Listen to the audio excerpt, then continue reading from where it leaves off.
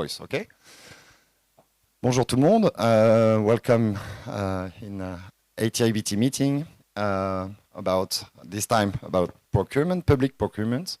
We have two speakers and another one which we didn't expect, but that's just wonderful news with Sarah. So we are going to begin with Scott. What are you doing? What is Cities for Forests, Scott? Let us know. Thank you so much. It's great to be here. We're going to talk about how cities can be an active participant in not only affecting climate change outcomes, but using wood as a tool for that outcome. We're living at a time when we realize that climate change is absolutely urgent. It's an existential problem, and cities are a major part of the problem and must be a major part of the solution. That's the baseline for this whole conversation. We've got to make changes. We know some of them are difficult, but we have to act. So Cities for Forests is an organization that connects cities with forests in all kinds of ways. We have 85 cities around the world that have signed up to be part of this network, that have committed to making changes and including forests in their policy and their thinking. That includes inner forests. Those are forests right inside the city boundaries. That includes the nearby forests that are within the sort of the watershed region of a city, and it includes the faraway forests that could be anywhere in the world. In particular, we're interested in tropical forests and how those are such an important part of the biodiversity crisis and the climate crisis. And we have a whole suite of activities that we're doing even on the faraway forest piece. We have a call to action that cities have signed on to. We have toolkits and publications to support cities in their policy change. And we have a tool that we're going to talk about today called Sustainable Wood for Cities. And this is a way for cities to understand what do we mean when we say sustainable wood, and how can we actually act on that as a public procurement officer and a policymaker. But first, this relationship a bit further. We know that cities are responsible for the majority of climate emissions today.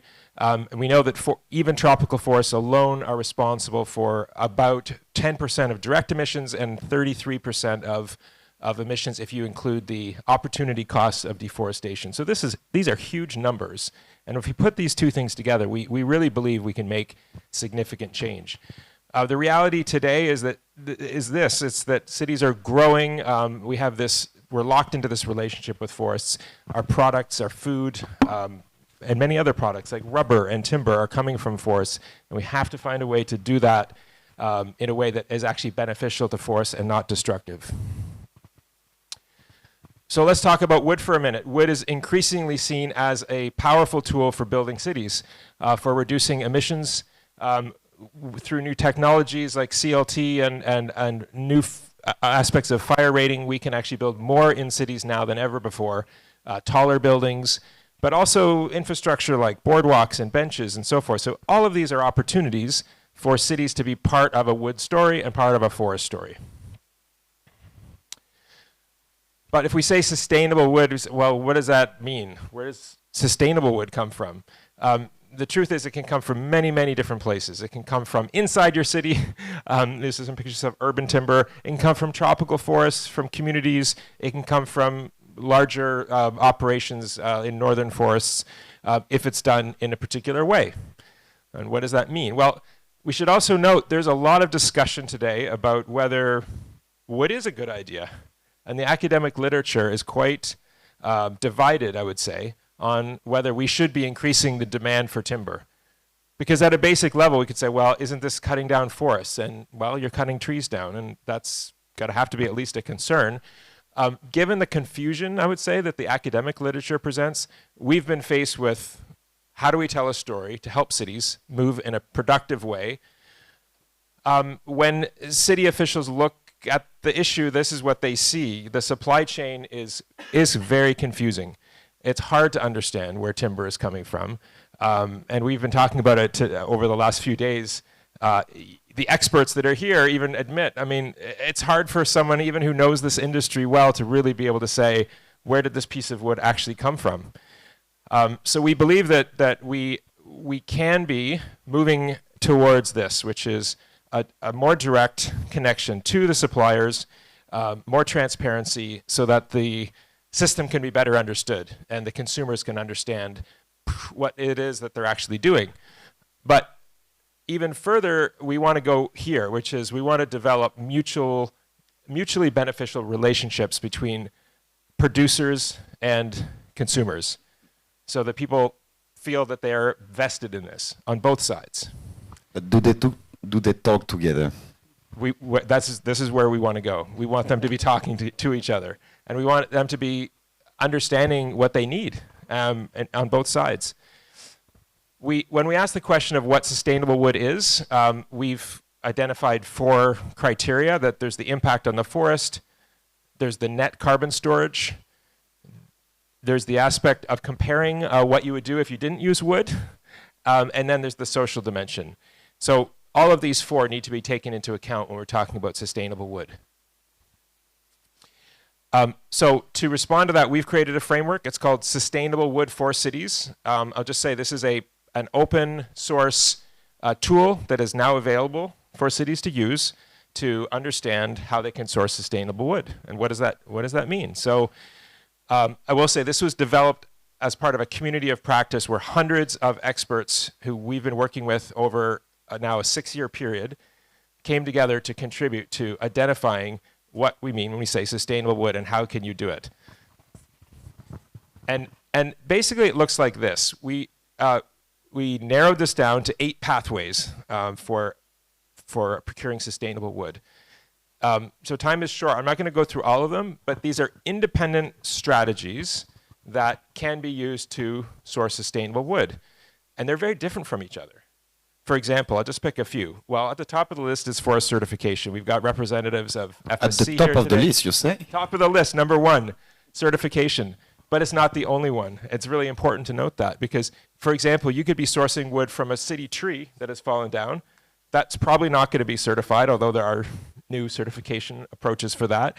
But that could be a very sustainable way to get your wood. Another one would be wood reuse. Another one would be really looking at how efficient the wood can be used. So, but these can be mixed together. They can be matched and they can be additive. So what you get is then a kind of matrix where officials or architects can evaluate different strategies and they can score themselves based on these 8 pathways. And what you get is a sort of an additive list. So I can say, in the case of the second column, I've got a certified wood. It comes from a social forestry project. It's a lesser known species, so I'm lightening the load on the forest that way. It's from a geography, which has a strong jurisdictional approach, etc. And these are all benefits that can be additive. Just very quickly, we've worked with several cities and several projects to test this out. It's still in a beta form, but it's fully functional. We're working with the city of Portland, the city of Vancouver. We've done some very cool projects where we've evaluated certain timber species for the use on a public refurbishment project in Glasgow, a restaurant using timber from Uruguay, plantation timber from Uruguay certified timber. We've also looked at, and this was basically evaluating the red grandis eucalyptus species on this matrix. I'm going to go fast here.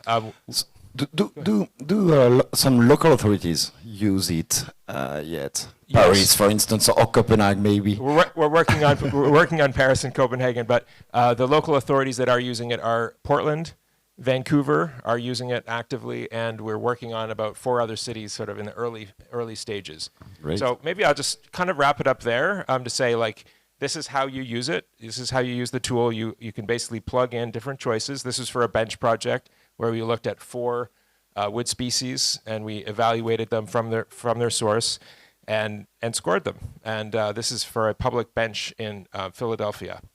So I'll stop there and hand it over to You are perfect. Thank you very much for this very interesting presentation. I think we could link it with the work done in France and maybe also in Copenhagen. let us know a little bit.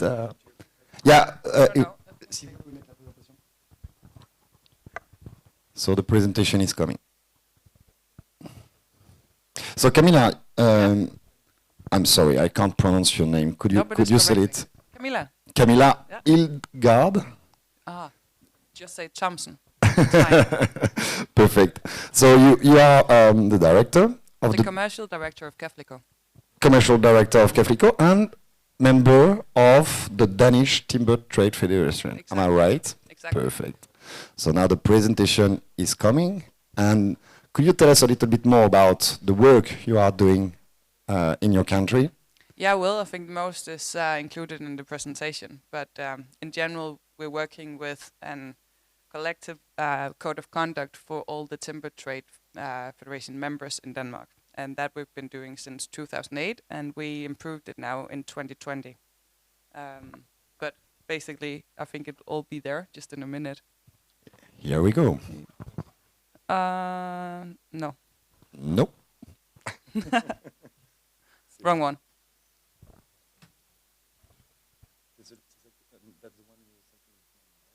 No, not that one. This morning. Yeah, this morning.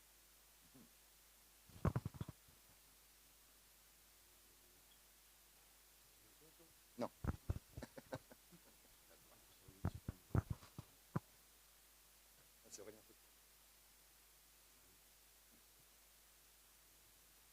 Ok. Donc.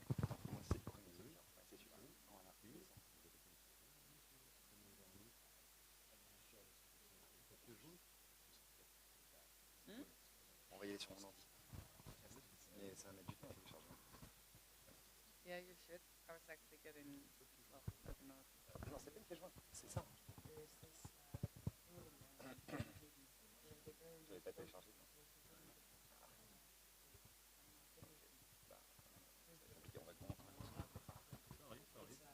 Ok, allez.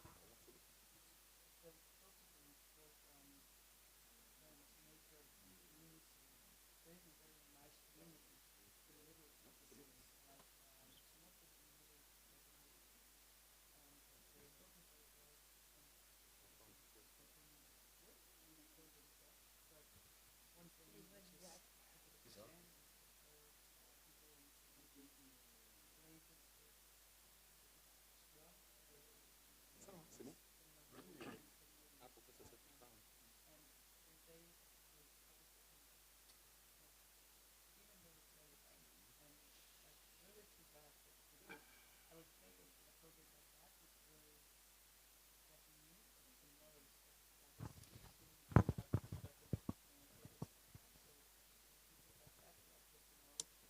À la traduction, vous allez vous en sortir. That's Vous like allez avoir ce petit retard quand même. Vous allez avoir un petit retard quand même.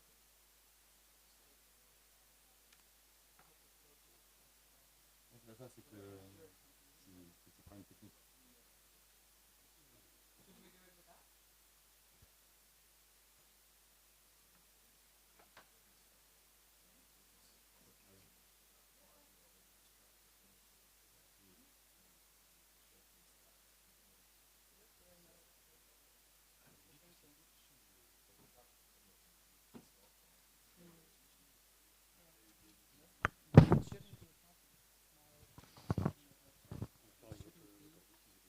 Une autre quoi? Whole area. We should just have a really solid Yeah, criteria. yeah, exactly.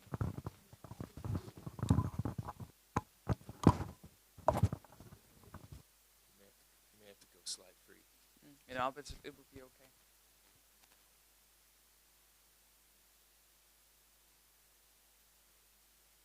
Do you need help? Or should I resend? Ja, lad os We tage only min have, egen we only computer. have 10 minutes left in the whole session, so I think we should probably just.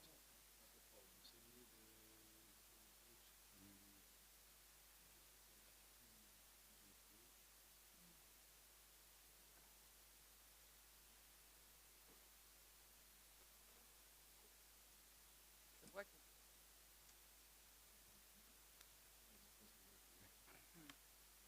Let's just talk because we have 10 minutes. Let's go. Non, c'est pas téléchargé, hein, ça met du temps à télécharger. Okay, you can do it.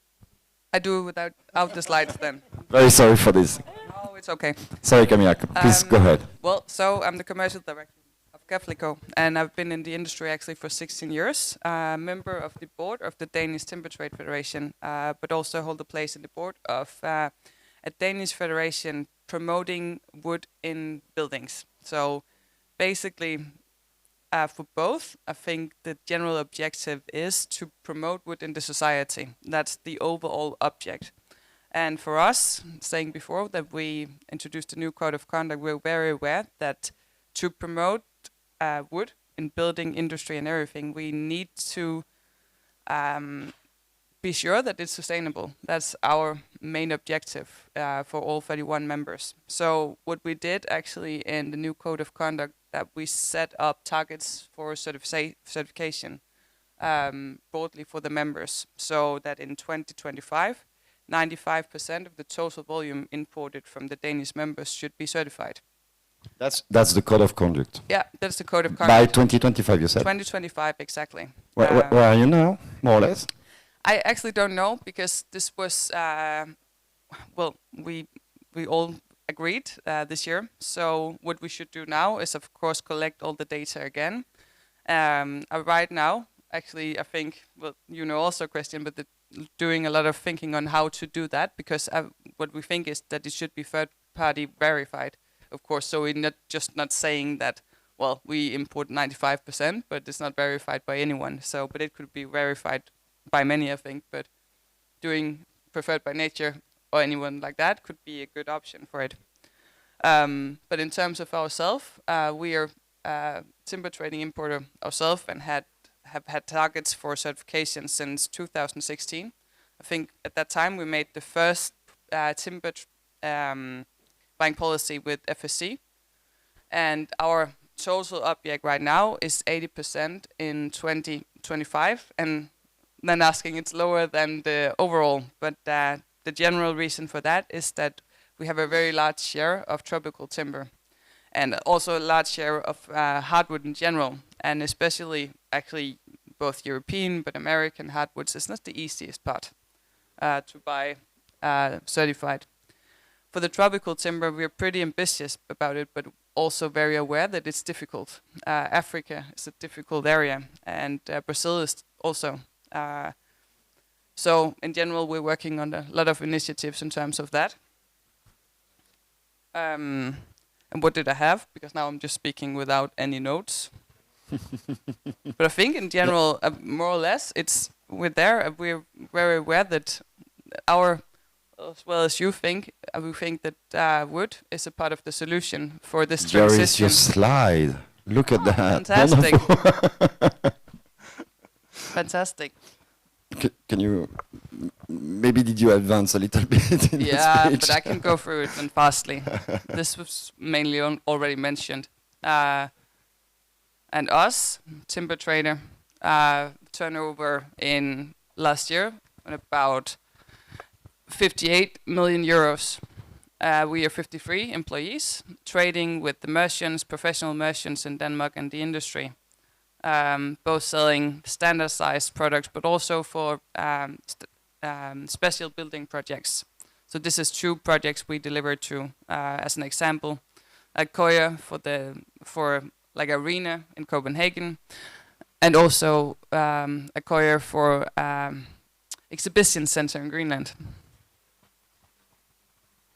Very large in deckings. In Nice general. one. Yeah.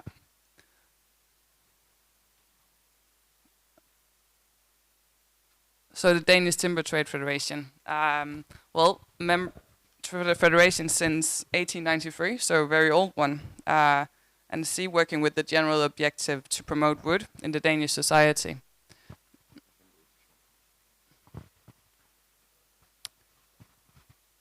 So these were you members, right? Yeah, exactly. This is our members. Some are well known. Exactly. And someone also outside of Denmark, but they have sales representative from Van der Kastele, for example. And as I said, we consider the use of wood as an essential thing to the transition to a green bioeconomy. And in this certification is a very important step in that. But in general, we need to have documentation of what we do, both in terms of sustainability, but also legality, of course. So we have certification, and then we ask you for add-ons on more documentation. Exactly. We call it FSC plus. FSC plus. UTR Okay. due diligence at its best.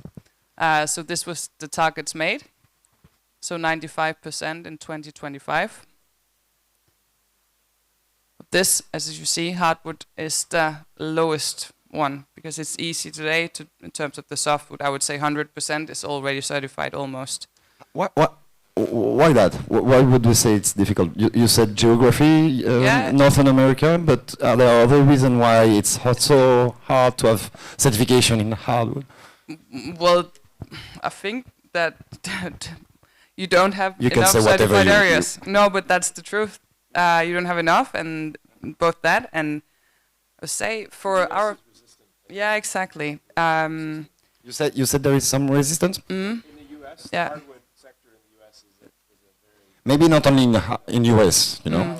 but that's a big sector for hardwoods, right? It is indeed. It is. You have also the tropical issue where you've got a very difficult mix of communities and so forth. The supply isn't big enough, Yeah, and yeah. it's not, especially for certain areas. And like May I ask you also if how do you see your role, because you are in between the offer and the demand. exactly. So how do you pull and push for more sustainable timber? So I think a good way to push in general is actually to make targets, because I think that would put a push on you in general, but of course also the suppliers to see that there is a demand, because this is for me a signal for a demand. So you are this person between the city and the forester Scott presented. Yeah, you can say that. You are the link. Exactly. But this is also what it's very important for us to do the correct documentation legality-wise to have the certification. This is our most important risk assessment tool currently. So I think it's a two-sided story. The sustainability is a very important theme by itself, but also documentation of what we do. That's very important. And here we are. Because one thing is UTR. Next thing is that That's the basic. yeah, that's the basic. Next thing is that the Danish building code will regulate all constructions in Denmark. So they need to document their emission from the building. And to do that, you need to know the emission of the product. So that's just, that's not even FSC plus. It's FSC plus plus, I think, to be able to also to tell what are the emissions of this wood. That was on our matrix, the last pathway was net carbon accounting. But it's very difficult to do, actually. It is. Yeah, especially for the tropical forests. It's, I think, for Scandinavian forests, they are very far ahead because they already have the data. And So we need this data. Yeah, we need Maybe this this is a data. message for ITIBT to have more data on no. carbon. no, but honestly, it's a really Benoit is in the room with us.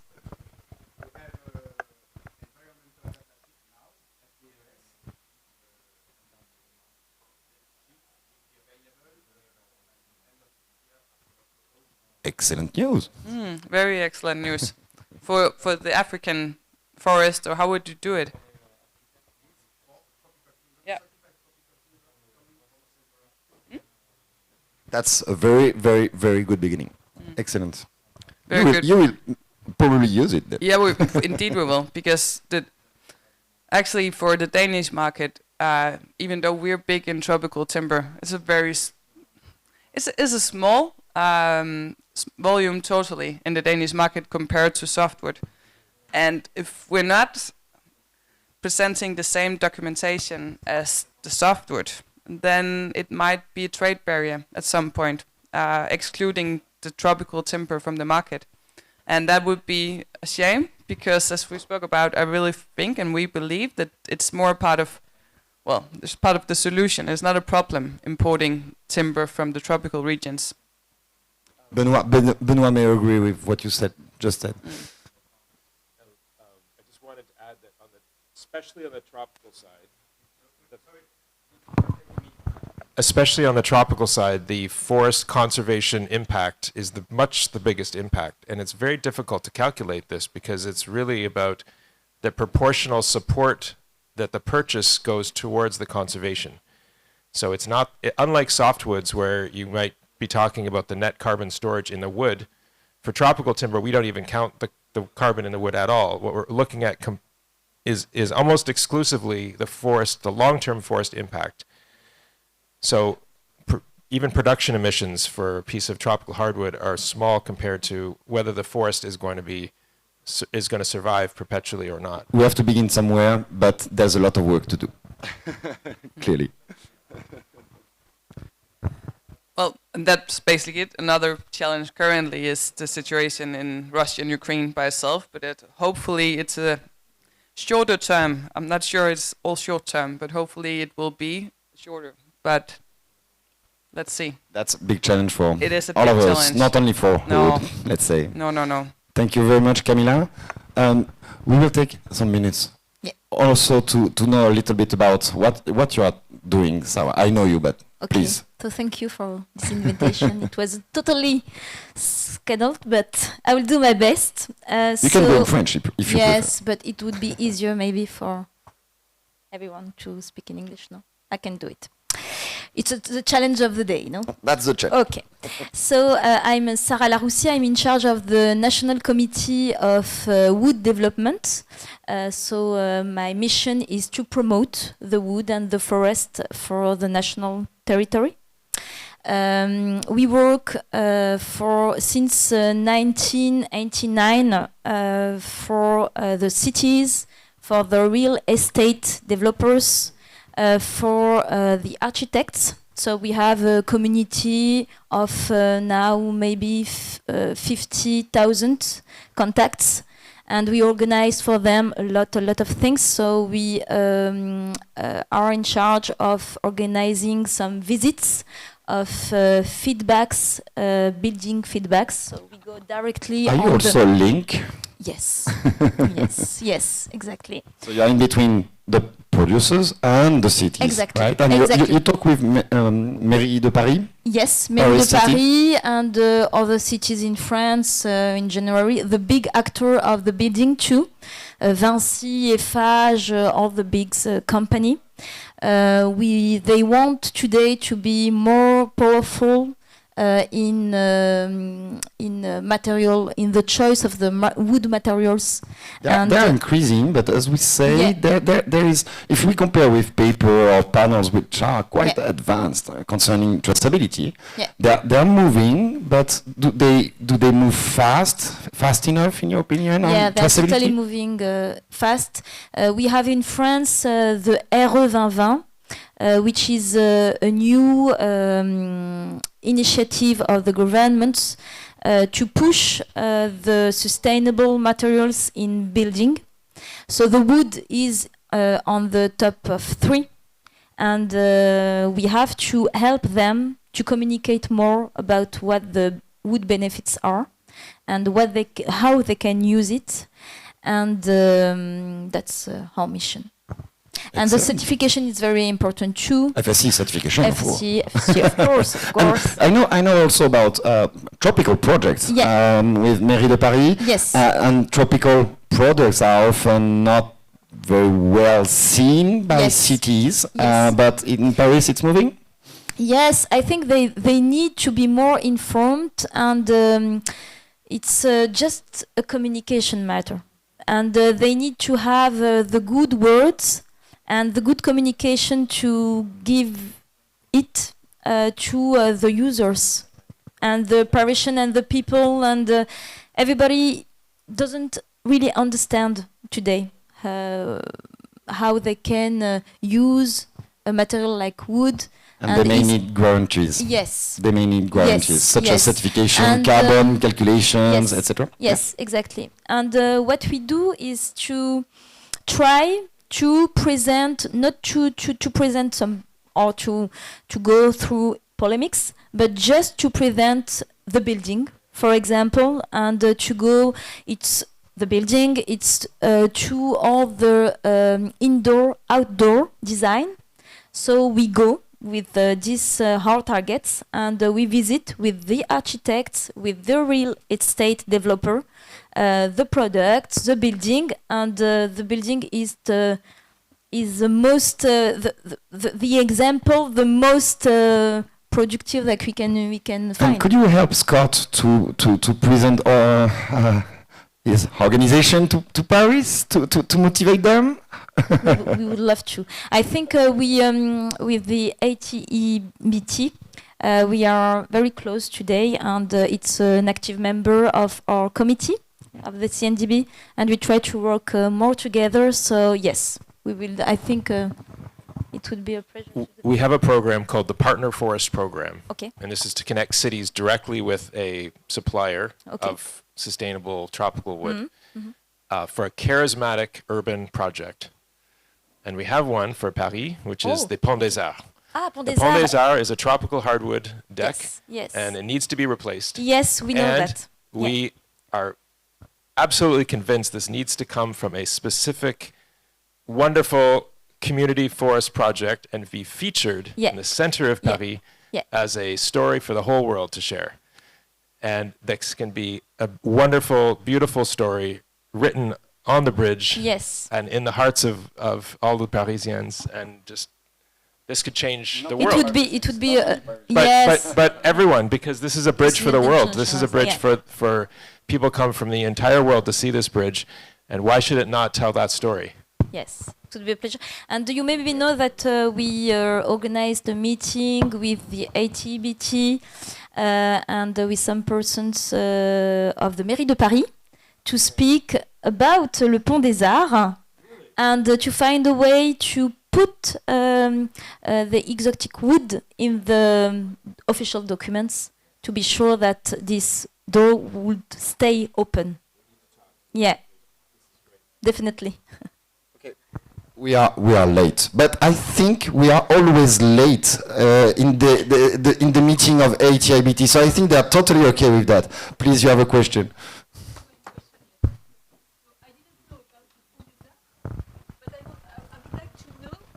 Thank you. I would like to know what will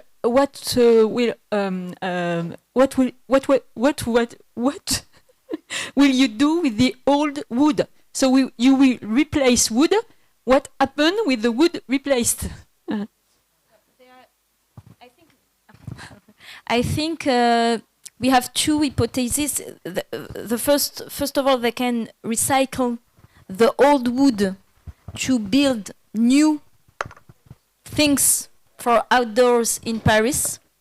They're very sensitive to this way of building and of recycling things. And the other opportunity is to build, a new one with the new wood, and maybe to use the old wood for replacement for other ouvrage. I don't know the name in ouvrage in English, but for other building or outdoor, indoor designs. Yes. Yes. Yes. Sylvie, but we will have a panel at 12 today in ATIBT booth on reusing tropical timber, circularity of tropical timber. And if you want to see reuse tropical timber, you also have some at the FSC booth. Christian would agree with that. Okay. So you can come to see us. Yes, please, Camilla. I just have a question for you. Are you working together with colleagues from other European countries doing the same as you? Yes, we are starting to do that. A few years ago, I was in a committee composed by other CNDB in Europe. So it was from different countries in Europe, and I think that we had maybe some meetings to discuss about all the communication campaign that we made and all the feedbacks that we can share together. And I think it's our big goal for the next year. It's to reorganize this type of exchange. Yeah, I just think it could be really important for the tropical timber because of all these communication problems that you mentioned. And I think that it would be, for us, it's very important to just to meet and to make people to speak together, as you do for and maybe share experience from from other countries. I'm thinking about Denmark and also Netherlands that are very advanced concerning certification, for instance, but I think much more than certification that we could learn also in our country. So maybe nice visits, and I know that there are some nice FSC certified products. Christian is here and could confirm that we have very nice realization in your country, Denmark. Yeah, but still there is quite some resistance still towards tropical timber, and the majority of timber being used is softwood or tempered timber also in the market. So it's this thing about making it more safe to use the tropical timber. I think it could be good with the network speaking together on such themes actually. And we try to. It's a big subject, a big topic. So I think we would not have enough time to, but we will discuss after that. But we try to not put against materials and to find the good way to give to our contacts, our targets, the good words and to convince them by the fact. Le bon bois pour le bon usage, we say in French. Exactly. The good for the good use. Exactly. By the visits and by the facts. You go in a building, you visit it with the architect, with the real estate developer, and they speak to you and they explain what kind of tropic wood they used, and you have the proof, you know. So. You also need the proof of the source. Yeah. So the architect needs to be educated. I'm an architect by training, and I know even my colleagues who care about wood don't know enough about it. They don't know enough about the source. Yeah. And so that story of where it's come from needs to be brought to the center. Very important. So the building is one thing. It could be a beautiful building, but it could be that the wood is coming from a horrible source. Yeah. And so we have to bring that story right into the building. Yeah. So Benoit doesn't want us to do like yesterday. That means being late and then have to cancel some meetings. So we won't do that. And I think we can close here. So thank you very much for the questions. Thank you very much for your presentations. Of course, it was wonderful. I hope these linking people will meet together. Why not in Denmark?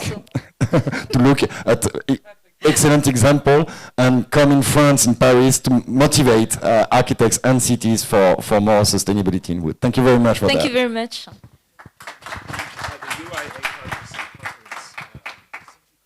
Yes, just for your information, now we will go at the other part of the chain. We will speak about research, about forest dynamic in Congo Basin.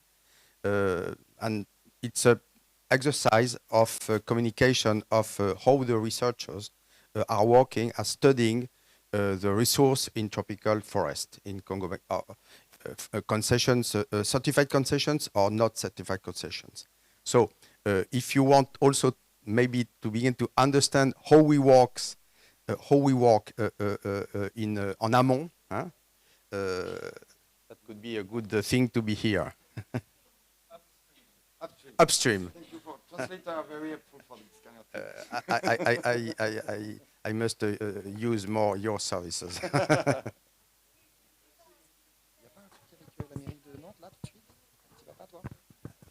On peut pas être partout.